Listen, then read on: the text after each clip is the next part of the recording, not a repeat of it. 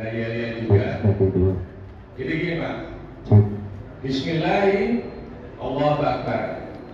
Bisa ya? Bismillahirrahmanirrahim. Allahu Akbar. Jadi saya bilang alhamdulillah. Yang ini. Bismillahirrahmanirrahim. Allahu Akbar. Ya? Ya. Baik. Alhamdulillah. Bismillahirrahmanirrahim. Allahu Akbar. Alhamdulillah. Kita lanjut. Ini videonya saya problem. Oke Pak, sebelum materinya kita sampaikan, kita coba tanya jawab dulu. Silakan. Silakan.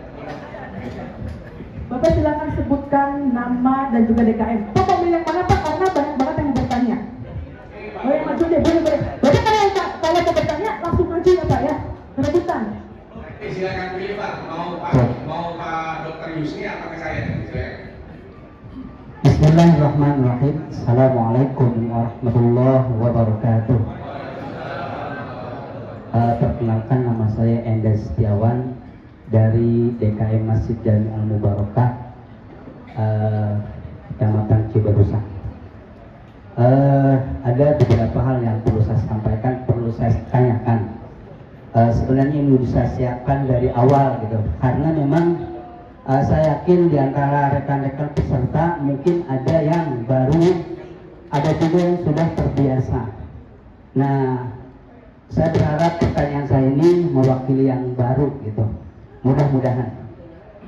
Langsung ke praktek atau tata cara penyembelihan Pak Ustadz, yaitu dalam pelaksanaan kurban itu biasanya ada yang untuk satu orang, ada juga yang untuk 3 orang itu sapi. Nah untuk yang 1 orang mungkin langsung ke mudhohinya yang disebutkan yang 1 orang. Tapi kalau yang 7 orang itu seperti apa? Makanya tata cara penyebutan kurban yang 7 orang itu seperti apa? Itu pertanyaan yang pertama. Kemudian untuk Pak Dr. Husni, tadi Pak Dokter menyebutkan bahwa dalam di wilayah itu dikenal dengan istilah asuh ya, aman, sehat, utuh, dan halal. Nah, dalam materi yang disampaikan oleh Pak Dokter itu ada utuh, harus telinganya ada, kemudian kakinya dan lain sebagainya komplit. Nah sementara di lapangan atau dalam kenyataannya terkadang ada hewan yang memang salah satu daerah itu atau salah satu jenis hewan yang kutunya itu nggak ada gitu. Itu apakah masuk kategori hewan kurban ataukah tidak? Itu saja deh, barangkali teman-teman yang lain juga ada. Terima kasih. Wassalamualaikum warahmatullahi wabarakatuh.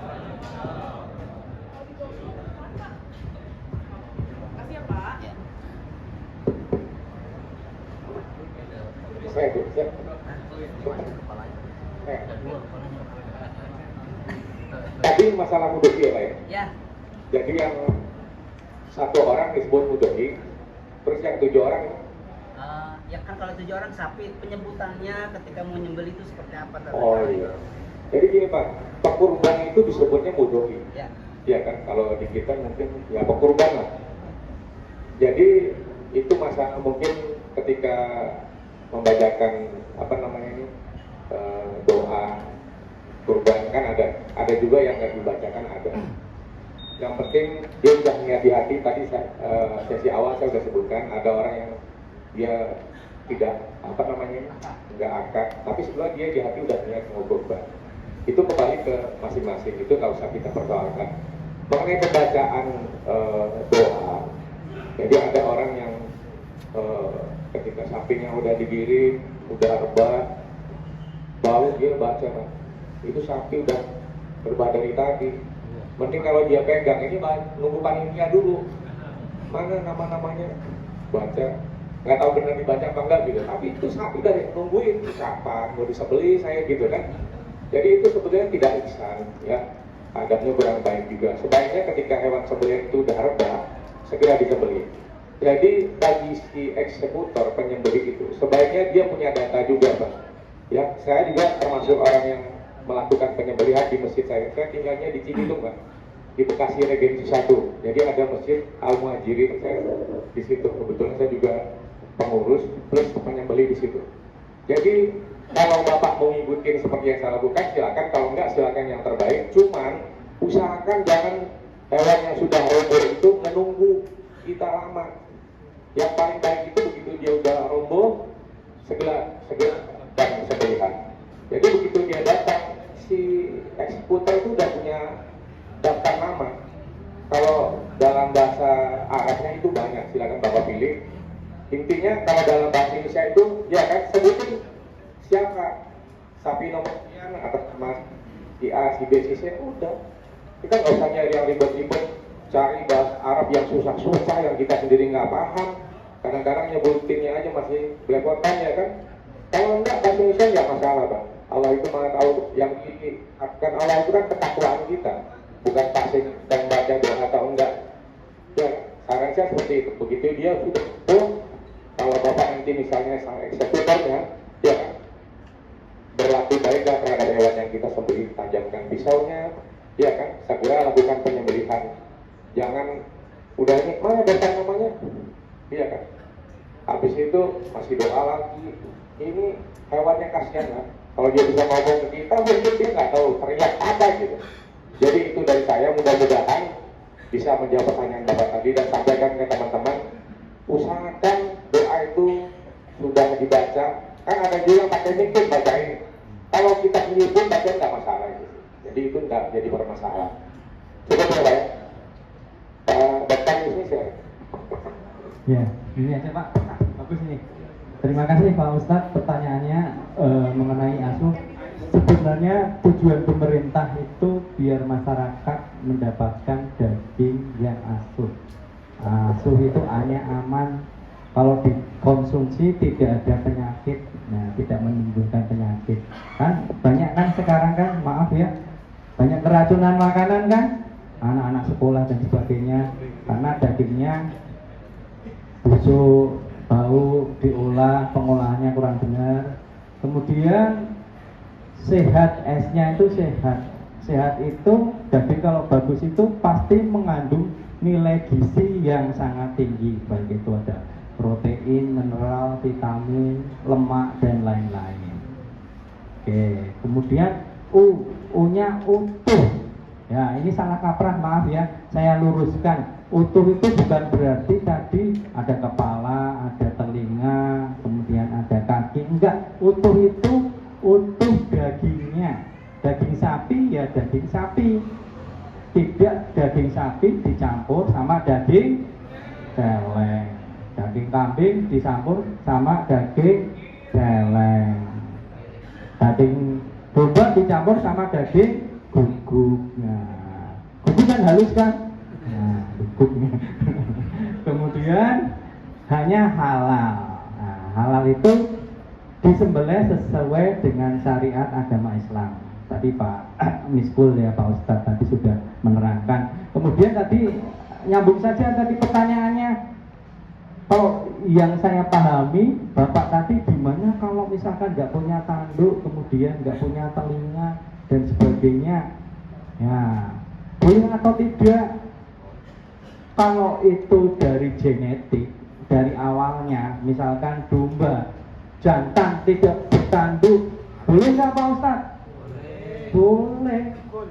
Loh kan karena dari genetik ya, dari sananya ada domba-domba yang dari Jawa Timur, dari Madura, domba ekor gemuk, jantan sampai tua umurnya 5 tahun aja juga nggak keluar tanduknya karena memang nggak bertanduk dari awalnya. Tuh, kalau nggak punya telinga boleh nggak? Misalkan domba Garut. Domba Garut, ada yang punya domba Garut nggak? Kan telinganya kan cuma kecil nempel kan? Itu telinga atau tidak? Loh telinga, dari sananya kau lihat, dari bayinya tubuhnya seperti itu, begitu lahir ya nongol karena bapak ibunya, mbahnya, kakeknya juga seperti itu, ya kan? Genetik, boleh nggak? Boleh, itu bertelinga, namanya rumpung. Nah, kalau yang suka adu domba nggak Pak? enggak ya. Dosa adu domba. Kan kata Pak Bang Haji Roma kan dosa kan? Adu domba, mengadu domba. Ya kan? Dosa itu. Nah, mungkin itu aja Pak Ustadz jawaban dari saya. Saya sambung sedikit Pak, tadi mungkin beliau menanggapi yang disampaikan Pak Kadis. Jadi memang ada syarat-syarat tertentu untuk hewan kurban, ya Pak. Jadi nanti dibahasnya di masalah fikih Pak.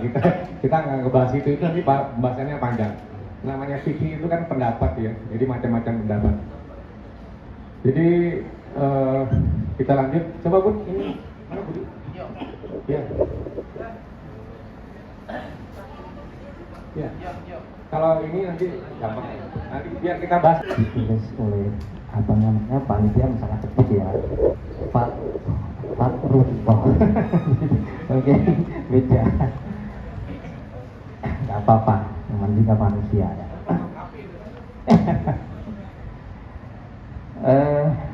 Ini begini ya, namanya nanti bisa dijawab oleh Pak Dokter silakan, oleh Pak Ustadz silakan.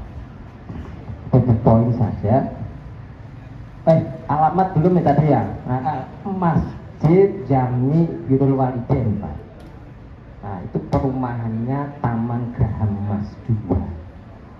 Duduhnya Nyempil, Desa Sukasari, Kecamatan Serang Baru, tepatnya di belakang Polsek Serang Baru 5 menit. Jadi Macet ya, jalannya macet ya. iya, gitu Boy, jadi begini. Tangganya siapa Pak? Apa namanya begini ya, mohon maaf untuk poin saja. Yang kita ingin pertanyakan adalah yang memang dialami di lapangan ya. Sebenarnya memang kita setuju sekali dan mendukung ada edukasi seperti ini, bagaimana cara kita bisa mengetahui secara benar ya berkorban secara kualitasnya dan secara hukumnya, secara eksklusifnya. Nah, di sini yang saya pertanyakan adalah dari para mudofik di situ ya. Itu memang kalau di perumahan anyar, perumahan baru seperti kita itu ya, itu kan memang belum terbudaya ya untuk menyerahkan, mempercayakan hewan korban itu dari pembelian dan sebagainya itu ke tim, itu belum Pak. Jadi mereka itu masih istilahnya beli sendiri hewan korbannya. Sementara dari mereka kita yakin tidak semuanya bisa mengetahui tentang kualitas ataupun apa namanya syarat-syarat itu ya. Nah, ketika di sini kita menerima ya, hewan korban dalam keadaan korban di situ masih apa namanya sesuai dengan kesehatannya, karena memang mudofirnya tidak tahu. Nah, dikasihkan udah mepet Pak, udah mepet. Sementara tadi disarankan untuk apa namanya harus kualitasnya ya, karena memang untuk dunia akhirat gitu ya.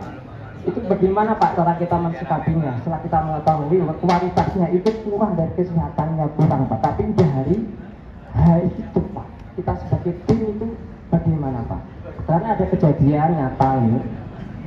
Jadi ada bahkan ini juga seorang ustadz ya, dia tuh ngebeli sapi itu ngorok, tapi belinya harinya itu juga sembelih. Nah itu gimana kita sebagai tim ya. Nah, terima kasih. Baik, Ya, Bapak. Ini Assalamualaikum. adalah pertanyaannya tentang kesehatan hewan. Terima kasih ya. Ya, baik. Terima kasih. Ini masalahnya agak sedikit pelik ya. Perumahan baru dan mudohi nggak paham. Terus tadi terakhir katanya ustadznya sendiri beli apa namanya hewan kurbannya ngorok. Saran saya Pak, undang ustadz. Saya nggak bilang ustadz yang tadi itu nggak benar ya. undang ustadz lain bikin satu perbandingan. Jadi memang gini Pak, kadang-kadang kita salah kaprah. Saya aja dipanggil ustadz Pak, padahal saya nggak ustadz. Jadi kalau kata Gus Bah, kan ada yang nanya, Pak Gus itu ada apa namanya, Gus juga lah katanya. Tapi nyeleneh tuh gimana? Kata Gus Bah gini, itu dia beneran Gus apa sampean aja manggil Gus, dia mungkin bukan Gus gitu. Jadi mungkin yang si bapak tadi bilang ustadz, dia nggak tahu ustadz beneran apa enggak gitu. Jadi kita nggak usah gini, saran saya undang ustadz-ustadz lain yang temanya tentang kurban. Mudah-mudahan nanti ada ilmu lagi yang masuk, cari lagi, iya kan? Karena kalau secara pribadi nanti kesannya lain Pak. Oh saya lebih tahu. Saya aja di tempat saya Pak ada yang udah biasa motong, begitu saya masuk Juleha tahu bahwa motongnya itu tidak benar, saya kasih tahu. Dia motong Pak Haji. Jadi tidak semua haji juga ngerti tentang pemotongan yang sesuai syar'i. Saya udah bertahun-tahun motong kayak begini kayak gitu. Jadi dia membiasakan hal-hal yang salah. Iya kan? Jadi saran saya ini Pak, tolong nanti di tahmir masjidnya Pak, kita undang Ustadz. Gak apa-apa Ustadz luar. Iya kan? Nanti tanyain kalau Ustadz ini bisyarahnya berapa gitu.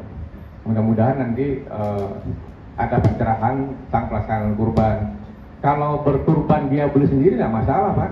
Paling enak panitia tinggal beli doang gitu. Iya kan? Tapi ya itu tadi kendalanya, dia paham nggak beli sendiri. Tadi kan saya udah bilang ada yang kurban bawa babi. Iya kan? Jadi perlu memang ilmu-ilmu tentang segala sesuatu yang mau kita kerjakan. Jadi kita mengerjakan sesuatu kalau nggak ada ilmunya nggak ada pahalanya gitu. Iya kan? Sia-sia. Mungkin Pak Dokter mau tambahin? Terima kasih Pak Ustadz. Loh, saya manggil Ustadz juga ya? Oke, terima kasih pertanyaannya. Ini kayaknya dari saudara saya ya, kalau dari cara ngomongnya tadi. Iya kan? Ada medoknya ya. Kayaknya jadi stand up komedi pinter tadi Pak. Pinter mengatur kata-kata dan sebagainya. Kalau saya dari segi teknis ya tentang kesehatan hewan ya, yang namanya hewan sakit kalau disembelih ya nggak boleh, itu aja. Karena yang pertama bisa ada penyakit yang bisa menular dari hewan ke manusia, namanya zoonosis. Contohnya tadi penyakit antrak ya, saya tampilkan tadi ya, yang keluar darah warna merah kehitaman, kecoklatan dari lubang-lubang alami, ya kan? Jangankan dikonsumsi, dipegang pun tidak boleh. Nah, itu penyakit. Ada yang kedua, penyakit yang tidak menular dari hewan ke manusia atau non zoonosis. Contohnya, tadi ada contohnya, penyakit mulut dan kuku, lepuh-lepuh di mulutnya dan kukunya. Bapak cerita, ternyata ada yang ngorok juga ya. Nah, gimana udah ngorok berlendir dan sebagainya. Nah, secara teknis kesehatan hewan memang tidak boleh ditangguhkan, dituker ya. Kalau misalkan waduh, nggak ada ya, memang harus ini yang disembelih. Kalau dari segi teknis memang saya menyarankan ya jangan, cari yang sehat. Takutnya kalau nanti bisa menular dari hewan ke manusia. Nah, itu dari tatanan teknis ya saya menjawab ya. Nah, kembali lagi juga COVID. Nah, makanya saya tanya Pak Ustadz, gimana Pak Ustadz? Kalau adanya cuma itu udah sakit, nggak ada barang lain, gimana? Atau ini di sini ada Pak Kiai, Pak Ustadz yang bisa bantu? Iya. Nggak boleh ya, karena sakit ya. Gimana? Tetap nggak boleh dari segi teknis kesehatan hewan. Kalau dari fikihnya nggak boleh Pak, kan persyaratannya ada hewan kurban itu. Jadi tetap nggak boleh. Jadi kalau sekarang ada yang bilang nggak ada yang lain Pak, nggak mungkin. Saya berani bilang itu nggak mungkin. Ya, jadi ya susah ya, mungkin kadang-kadang orang males nyari alasan untuk kebenaran. Jadi seolah nggak ada lagi, nggak mungkin Pak. Kan ada, dulu itu ada bilang, oh makan daging babi boleh kok untuk darurat. Daruratnya seperti apa gitu.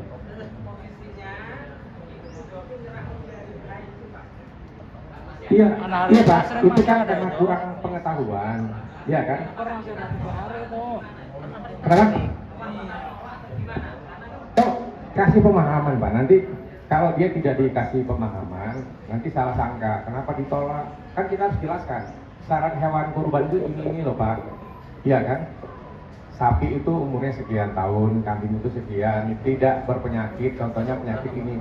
Sekarang kalau bapak yang tahu, ini sekarang misalnya tahu ya, bapak kasih tahu, mungkin mereka nggak yakin. Kamu tahu, saya ini udah latihan juleha loh, udah dikasih tahu loh. Makanya tadi saran saya, ya kan, ini kejadian bapak ya, kejadian bener. Jadi ada orang kita tuh dia udah biasa menyembelih dan tahu, dia pernah belajar. Dia ceramah di musola itu orang cuek-cuek Pak. Begitu dia masuk juleha, dia bilang, Pak Miskul, saya sejak masuk juleha itu tadi orang yang nyuekin saya, sekarang malah minta ini Pak. Di Cikarang, sama abang sana itu Cikarang Utara ya. Saya bilang alhamdulillah. Jadi saran saya Pak tadi itu, Ustadz ya atau kiai yang bisa memberikan pemahaman. Syarat-syarat hewan kurban itu ada Pak. Jadi penolakan itu bukan dari unsur pribadi kita, orang kan nggak paham Pak. Dikira nanti bapak yang nolak, oh saya tahu loh. Tahu dari mana? Dia nggak tahu kalau bapak udah belajar di sini kan? Bener nggak? Apa bapak bilang, oh saya tuh belajar loh di Islamic Center. Ya ada manggil saya Ustadz Miskul, Firdaus, wah keren. Ada dokter hewan. Orang mau bodo amat katanya gitu kan. Bapak berdosa katanya kan gitu nanti jadinya. Konfliknya itu konflik pribadi jadinya Pak. Jadi saran saya gitu, saya yakin kok takmir masjid itu pasti sepakat kalau diundang. Karena pencerahan itu bukan untuk satu orang Pak. Ya kan, itu untuk umat, untuk jamaah yang ada di sekitar itu, apalagi perumahan baru. Iya kan? Jadi saran saya yang terbaiknya itu, kasih tahu syarat hewan kurban itu begini. Iya kan? Saya yakin, saya pun kalau dia nggak kenal bilang syaratnya begini, dia belum tentu Pak terima.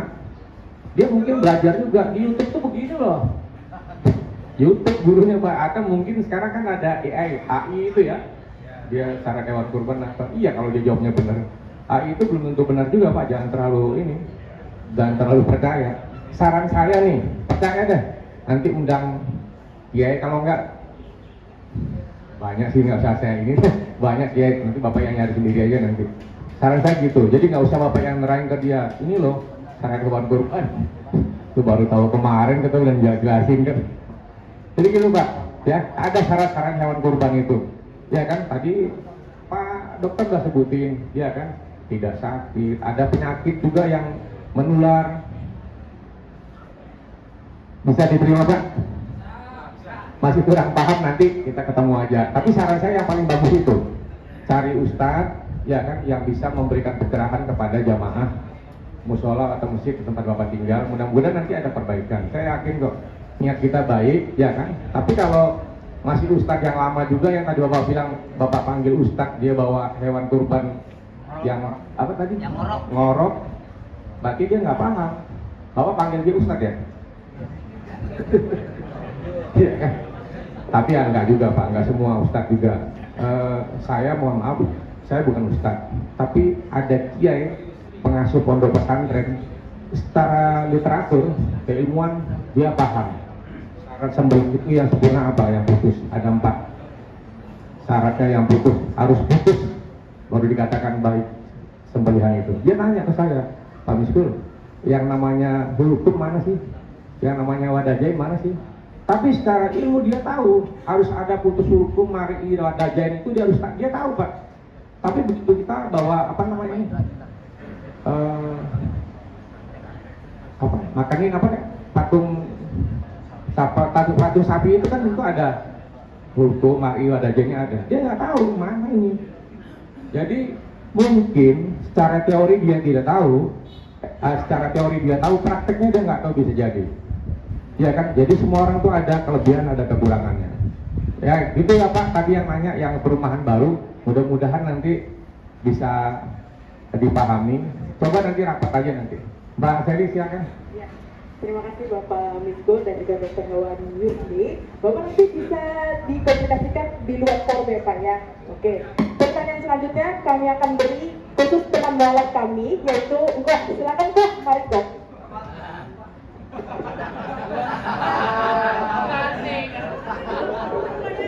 Baik, Assalamualaikum warahmatullahi wabarakatuh. Salam kenal semuanya.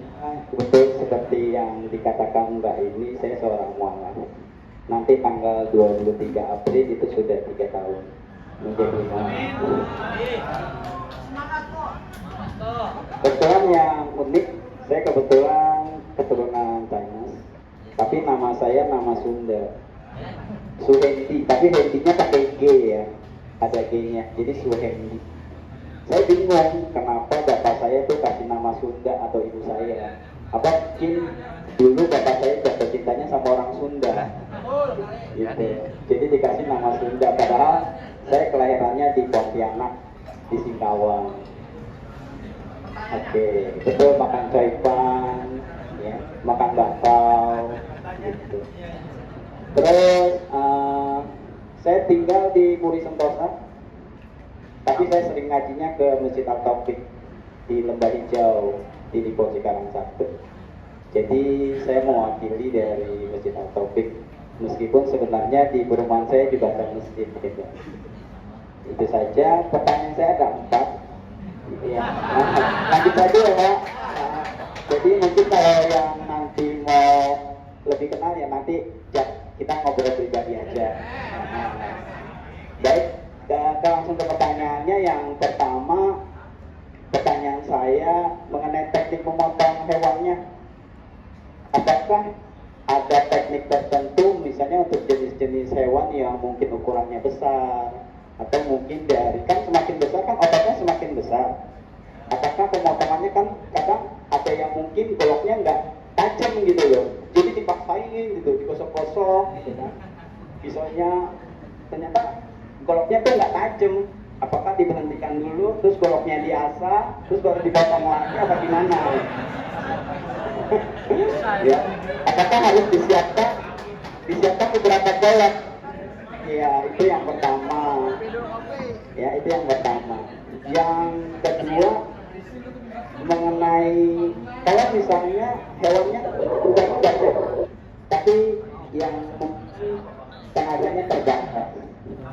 Kan tadi kata dokter itu 5 jam ya, ketika daging itu dibiarkan di ruang terbuka.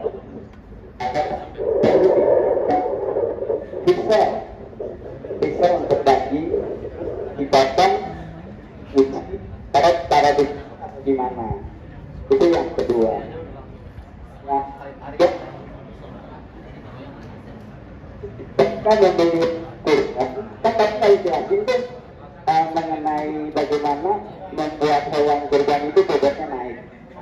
Apakah ada tips-tips makanan yang harus diberikan nih kepada si hewan, misalnya kan mungkin sudah dibeli 2 atau 3 hari atau seminggu sebelumnya supaya bobotnya naik. Itu kan tadi nggak dijelaskan gitu. Terus yang keempat, apakah kan yang namanya kita berhubungan dengan benda tajam, bisa jadi orang yang memotong itu kena tangan. Tapi nggak dijelaskan tuh, apakah ada harus dipersiapkan keamanannya, kesetiaan dari yang memotong. Mungkin nanti mohon dijelaskan oleh Pak Yusri dan Pak Dokter. Terima kasih. Assalamualaikum warahmatullahi wabarakatuh. Menarik juga ya, ini pertanyaan terkait teknis dan juga fikih. Jadi nanti bisa dijawab saling berkesinambungan. Baik, pertama jawabannya langsung dari Pak Misgo, silakan. Baik, terima kasih. Tadi saya Hendi ya? Hendi. Jadi ini ada satu salah pemahaman juga di kita ya. Beliau mualaf 3 tahun. Itu udah bukan mualaf lagi Pak sebetulnya. Iya. Iya, dia mualaf itu sebetulnya paling lama itu setahun. Iya kan? Jadi mualaf itu kan ada ketentuannya yang harus kita bantu. Macam-macam lah, kita nggak usah bahas itu. Tapi Bapak bukan mualaf lagi Pak. Ya. Jadi udah nggak usah disebutin mualaf lagi, saya muslim gitu Pak. Ya, harus berani gitu. Alhamdulillah beliau rajin. Ya. Kita doakan mudah-mudahan beliau istiqamah ya. Jadi ini ada salah satu video Pak. Ini masih yang tadi ya Kang Budi? Yang nggak mati-mati deh. Oh, udah ganti. Tadi yang nggak mati dia Pak.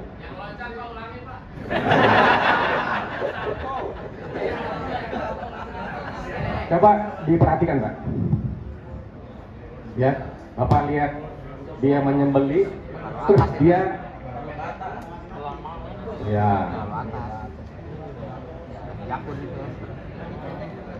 Jadi itu kalau di kita itu ada titik sembelih Mas. Untuk sapi itu kita pakai patokan 5 jari dari leher.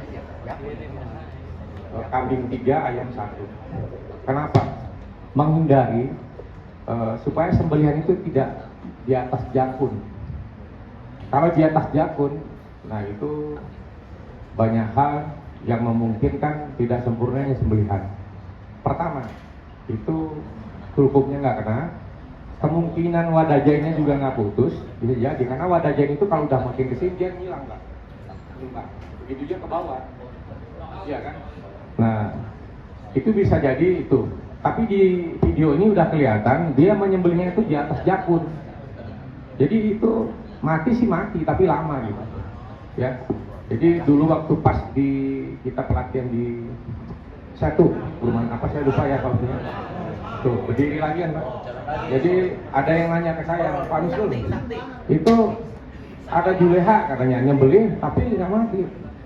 Saya bilang mati, mungkin mati, saya bilang mungkin lama. Sebetulnya urusan mati itu bukan urusan kita Pak. Jawabnya yang tenang aja, itu urusan mati, itu urusan Allah. Benar nggak? Ada nggak yang mau menyangkal itu? Iya, kita menjalankan sesuai syariat yang disampaikan oleh Rasulullah ya kan. Ini loh, kalau menyembelih itu seperti ini, ya kan. Jadi nggak usah khawatir nanti bapak-bapak yang menyembelih nggak mati, asal bapak mengikuti standarnya. Menyembelih itu harus di sini, jangan nyembelihnya di sini, bukan mati-mati pula. Iya, bapak motongnya di mana? Iya kan. Tadi apalagi pasti halal. Ya, jangan. Jadi kalau nyembelih itu ucapkan Bismillah ya Allah Akbar. Jangan nanti pasti halal, jangan. Ya. Ya ini intermezzo aja Pak, nggak mungkin lah pasti halal. Jadi itu salah satunya Pak ya. Jadi kita juga harus tahu titik sembelih itu di mana. Nanti dijelaskan ke teman-teman yang menyembelih. Bisa jadi nanti yang di sini tidak ikut menyembelih, tapi minimal ilmunya kita tahu. Coba lanjut Kang Budi. Ada lagi tuh. Ada yang badannya gede Pak, nyembelih jungkir balik. Udah pisaunya nggak tajam jungkir balik juga. Tapi nggak tahu nih ketemu apa nggak. Tak udah.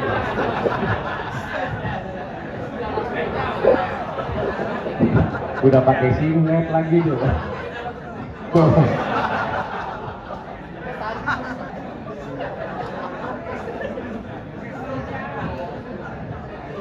Ya safety-nya kurang Pak ya. Jadi saran saya buat kita-kita yang hari ini hadir, jadi gunakan APD. Minimal kita pakai yang lengkap. Jangan pakai sarung seperti itu Pak. Jadi dulu ada juga yang nanya ke saya gini, Pak, dia bawa apa? Bukan samurai golok yang kira-kira 60 cm atau 70 cm, ada ukiran naganya Pak. Iya, dia datang ke rumah, minta tolong biasain. Ini Pak Nusul, beliau udah almarhum kira-kira setengah bulan yang lalu. Ini Ustaz ini pakai ini loh Pak Nusul. Bisa saya bilang. Jadi syarat-syarat alat sembelih itu selama yang bisa menumpahkan darah boleh dipakai buat sembelih, kecuali yang terbuat dari kuku dan tulang, karena itu senjata kaum Habasya zaman dulu ya, sekarang Ethiopia. Jadi apapun yang bisa mengalirkan darah itu bisa, tapi kan ada etika yang harus kita pakai Pak, ada adab. Sekarang Bapak gunting kuku bisa nggak gunting kain? Bisa kan? Tapi dilihatnya enak gak sih? Nggak nyaman juga kan? Sama Pak. Jadi pisau sembelih itu ada khusus pisau sembelih. Nah ini Pak, aki-aki kayak saya Pak, lihat. Kita ngelihatnya aja lingu Pak. Ini. Ganti orang.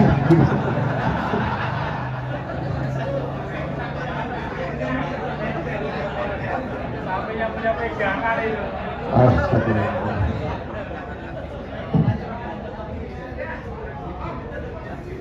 Jadi di kita pun ya Makanya kita perlu belajar nih Pak.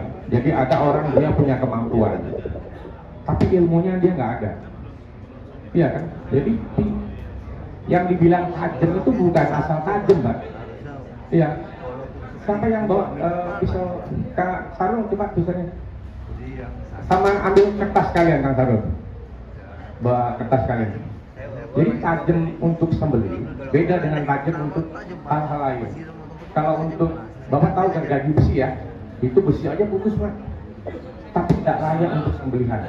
Bisa putus, tapi begitu banyak syarat yang nyangkut di gerigi.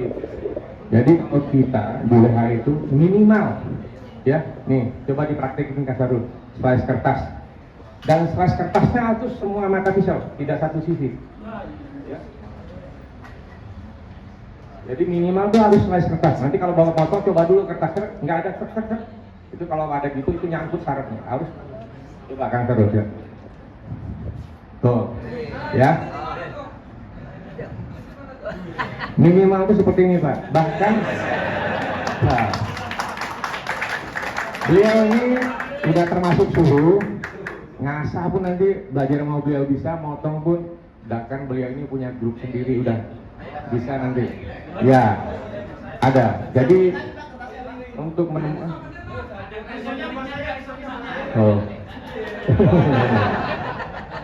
Oke.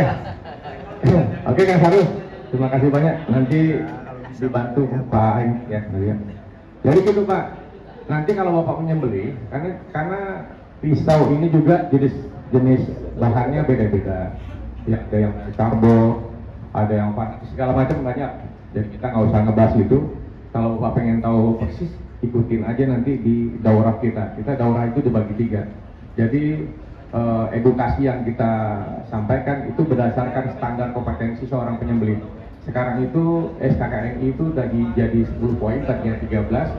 Sekarang di efisiensi lagi jadi 10 poin. Daurah moral 1 itu fikih sembelih, yang kedua mengenal alat sembelih dan cara mengasahnya. Jadi Bapak nanti belajar, oh ini jenis alatnya ini loh, dari bahan ini, bagaimana cara mengasahnya. Itu ada grade Pak. Jadi tingkatan batu itu ada tingkat kepadatannya, ada yang grade 150, 200, 240, 300. Ya kan, kalau untuk sembelih beda-beda, ada yang pakai 1000, ada yang 3000, ada yang 800, itu tergantung kenyamannya. Yang jelas tuh jangan sampai di bawah 600 karena saya yakin itu geriginya masih banyak, jadi masih kasar, jadi akan banyak keikut. Itu tadi untuk alat sembelih Pak ya. Jadi coba dilanjut Kang Budi. Beliau ini sekretaris saya Pak, jadi cukup sibuk. Alhamdulillah saya punya orang-orang yang lillah untuk mendakwahkan sembelih halal ini. Nah ini Pak, ini badannya gede, tapi tidak punya pengetahuan tentang sembelih. Coba badannya segede mana itu coba tuh. Tuh.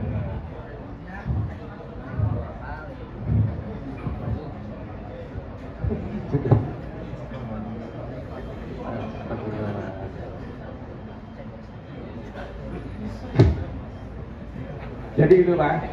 Jadi kalau dia tahu, sebaiknya hewan ketika kita mau sembelih itu posisi lehernya seperti apa, pisaunya harus seperti apa, yakin itu tidak akan ada kendala.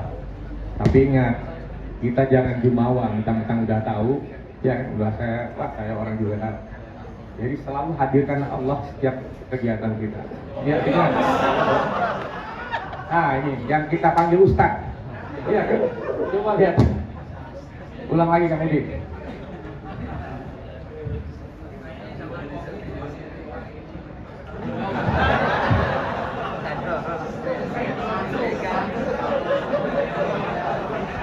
Sentimen yang megang itu. Jadi ini Pak, kejadian di Grand Wisata ya Kang Budi ya? Ya, di Grand Wisata ada teman kita, dia mau potong sapi. Itu sapi udah roboh Pak. Tadinya ustadznya siap. Begitu sapi udah roboh, panggil ustadznya kabur Pak. Ditinggal, dia bingung kan? Wah, ini gimana? Akhirnya dia nggak pernah beli pulang hari golok, udah bisa beli aja dia. kasih tahu siapa musuh, siapa golok. Astagfirullah Pak, saya bilang ini golok apaan gitu. Tapi dalam keadaan darurat itu boleh. Itu yang dibilang darurat Pak. Iya kan? Karena sapi udah roboh, ustadznya kabur, nggak berani gitu. Jadi dia terpaksa motong sendiri. Pakai golok yang dia kasih, ini golok kebun yang nggak ada sarungnya, panjangnya segini, tajam. Iya benar, tajamnya itu tajam buat kebun Pak. Kalau buat kayu, tapi ya udah kita itu Allah aja yang inilah. Jangan kita nggak bisa apa lagi. Karena ustadznya tadi nyanggupin. Jadi dirobohin, maksudnya ustaznya kayak tadi itu loh, tinggal motong, ustaznya nggak bisa gitu. Jadi ini benar-benar kejadian, di tempat kita juga ada. Ada lagi yang beli? Udah? Jam berapa, Pak Syarif? Masih? Tanya ke dokter Isni? Hah? 1:30 sekarang, nanti persiapan untuk praktek Pak. Iya, masih?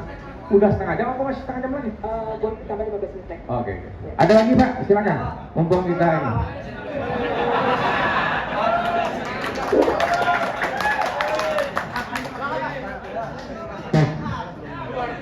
Oke. Assalamualaikum warahmatullahi wabarakatuh. Nama saya DJ dari Masjid Al-Quwah di Ciantra, Cikarang Selatan. Langsung ke pertanyaannya, yang nggak lama-lama. Yang pertama berkaitan dengan kesehatan Pak Dokter. Tadi Pak Dokter menerangkan bahwasanya salah dari hiking center itu yang kesekian kalinya atau yang nomor kesekian atau 9 itu ada yang namanya puasa 12 jam. Selain tapi dikasih minum boleh gitu ya. Pertanyaan saya, apakah ada tujuan utama sapi itu nggak boleh dikasih makanan dalam 12 jam sebelum disembelih dengan kesehatan gitu. Yang keduanya boleh yang jawab Pak Ustadz ataupun Pak Dokter, bahwasanya pernah dialami di tempat saya itu beli sapi yang awalnya sehat, gemuk, besar, tapi setelah datang turun dari mobil kakinya patah. Tuh. Apakah itu pengaruh ke hafsahan dalam disembelih atau dipotong ataukah enggak? Itu Ustaz. Itu aja pertanyaan saya. Kalau berkaitan dengan fikih nanti silahkan siapa jawab. Nanti juga Pak Ustaz atau Pak Dokter. Terima kasih. Assalamualaikum warahmatullahi wabarakatuh. Terima kasih pertanyaannya. Sebenarnya tadi Pak Henggi tadi juga ada pertanyaan ke saya ya, yang belum dijawab ya, tentang tadi penanganan daging. Kalau misalkan daging sudah di packaging, sudah di plastik atau sudah di besek di ruangan ini 5 jam akan mengalami pembusukan. Nah, terus nanyanya, loh panitia saya sedikit gimana ya? Gitu ya. Nah, itu tentang manajemen kurban ya, kalau gitu ya berarti ya. Bagaimana nanti penanganan bahwa daging yang sudah di packaging segera dibagikan. Nah, itu yang tahu prosesnya itu tiap DKM, karena setiap DKM itu pasti beda-beda, ya kan, betul kan? Nggak bisa saya menyamakan DKM Bapak sama Bapak yang sebelah. Masjidnya beda, kemudian anggotanya juga beda, yang disembelihnya jumlahnya juga beda, nggak mungkin kita samakan. Nah itu yang tahu memanage itu panitia DKM-nya, ya kan Pak? Yang penting kalau sudah siap untuk didistribusikan, dibagi, segera bagikan ya, jangan nunggu-nunggu sampai lama, sampai 5 jam. Kalau sudah 5 jam nanti pasti akan membusuk, karena sifat daging itu kalau di luar bakteri seneng kan masuk ke daging, lalat juga seneng dan sebagainya, pasti cepat busuk. Nah itu ya, itu tergantung dari manajemen ya, nanti diatur kok. Kemudian yang kedua, nah pertanyaannya tadi bagaimana biar nanti pas disembelih itu berat badan naik kan? Ya kan? Betul kan? Nah kalau berat badan di hewan itu lama kok, lama. Nggak mungkin seminggu itu langsung beratnya berapa kilo gitu. Nggak mungkin. Walaupun dalam teori itu sehari itu kalau sapi bisa mencapai setengah kilo sampai 1 kilo, tapi dengan pola makan yang bagus. Ya, bagusnya kalau pengen berat badan naik, biasanya 3 bulan itu kita sudah beli, sudah digemukkan. Nah, dengan perlakuan khusus kasih makan yang bergizi. Nah, nanti pas lakukan penyembelihan, insya Allah berat badan naik. Nah, beda dengan manusia, Pak. Kalau manusia menaikkan berat badan gampang, menurunkan susah. Nah, kalau di sapi menurunkan gampang, menaikkan susah. Coba perjalanan dari Jawa, sehari aja sudah turun, susut 5 kilo sampai 7 kilo susut, Pak. Bener. Kalau nggak percaya, Bapak beli misalkan beratnya 350 dibawa ke sini, nggak nyampe karena sudah susut. Stres, kemudian cairannya keluar dan sebagainya. Nah, itu kok ya. Kemudian pertanyaan dari saking banyaknya lupa. Yantra Apa tadi? Oh, puasa. Oke, terima kasih. Bukan puasa yang 12 jam, istirahat. Ya kan? Istirahat 12 jam dalam artian jaraknya jauh. Sehari misalkan dari Semarang bawa ke sini. Ya kan jaraknya jauh, diistirahatkan 12 jam. Oke. Kalau jaraknya dekat, dari Bogor ke sini 2 jam, istirahatnya berapa jam? 12 jam? 2 jam. Nah, nanti nyembelihnya kapan? 2 jam cukup. Misalkan dari Banten ke sini 3 jam, istirahatnya berapa? 3 jam cekap. Nah, kalau lebih dari 10 jam ya istirahatkannya 12 jam. Nah, oke. Ya, sebentar Pak. Saya terusin. Oke, kemudian itu terus masalah puasa ya, yang dimaksud puasa itu membantu proses kita, Pak. Puasanya malam jam berapa? Jam 10 malam, 10 jam dipuasakan. Fungsinya apa? Biar keluar isi jeroan, mempermudah proses kita waktu menyembelih. Hewannya tidak stres dan sebagainya, karena perut sapi, perut domba itu ganda, bukan satu. Kalau satu kan kita satu ya, perutnya ganda di sapi. Pernah lihat sapi duduk sambil gayemi? Nah, bahasanya gayemi ya. Nah, sebenarnya dia makan. Makanan yang masuk ke dalam lambung satunya itu dikeluarkan terus dimamah lagi. Nah, makanya harus dipuasakan. Yang kedua, fungsi puasa selain mempermudah kita dalam menangani dan menghindari stres, yaitu pas waktu menyembelih darah akan memancar, mengalir sempurna. Ya. Tetapi ingat, dipuasakan nggak boleh makan, tetapi dikasih minum. Ya, dikasih minum Pak, karena darah itu campuran dari air.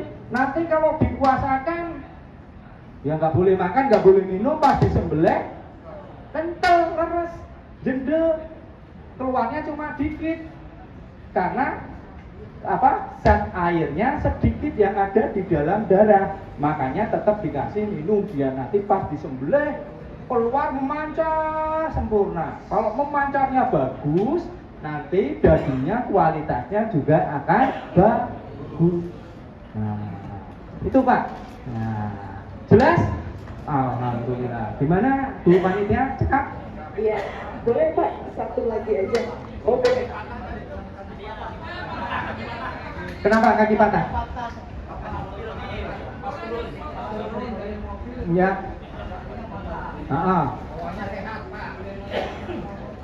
Pikir itu pikir. Oke. Terima kasih. Kalau saya saran ganti. Kalau ada pengganti ya ganti. Enak aja. Makanya tadi cara menaikkan, menurunkan sapi harus diperhatikan, harus ada dudukannya dan sebagainya. Kemudian pas si ternak itu datang, bapak-bapak kan di situ kan nungguin kan, dilihat atau ada dudukannya enggak. Nanti bapak-bapak lagi melengos ini, sapinya ditajong. suruh lompat, nah patah nanti, ganti saja. Nah, kecuali kalau tidak ada gantinya, nah itu sudah tergolong dari apa namanya darurat. Nah, tapi kalau ada ganti, kalau saya ganti atuh, ganti. Gimana Pak? Oke. Ya, mau ada tambahan Pak? Jadi Mau ada tambahan? Jadi gini Pak, itu pernah kejadian. Sebetulnya hewan itu kan sehat ya, nggak patah. Makanya diminta panitia itu hati-hati. Karena mutohi itu kan percaya ke panitia. Ini kalau panitia yang beli sapi loh ya, diminta hati-hati. Tadi Pak Dokter sudah sebutkan nanti kalau nurunin itu ada apa namanya Pak Dokter yang buat apa nurunin sapi ini? Ya, weight loading itu kan ada. Kalau nggak biasanya kan ada jalan yang modelnya agak ya nanti di situ aja berhenti dituntun. Kalau memang yang punya nggak masalah itu nggak masalah sebetulnya karena sapinya kan sehat sebetulnya kan sepatah ketika terjadi penurunan. Tapi tadi Pak Dokter bilang kita harus tegas kalau nggak nanti orang nggak sepele ya. Jadi sebelum serah terima harus ada apa ya boleh dibilang perjanjian. Sapi itu nyampe di sini dalam keadaan seperti waktu saya tawar menawar. Kalau patah kita nggak terima, ya Pak ya. Jadi jangan itu nggak apa-apa, usahakan jangan sampai terjadi Pak. Karena kasihan ya, secara ini juga kan kasihan. Mungkin jawaban Pak Dokter cukup ya. Pak Terry? Ya, baik Bapak. Terima kasih kepada Pak Rusli dan juga Bapak Miskol Firdaus. Berikutnya adalah kita masuk sesi praktek penyembelihan halal. Peserta yang akan praktek silakan menuju area yang sudah disiapkan di sebelah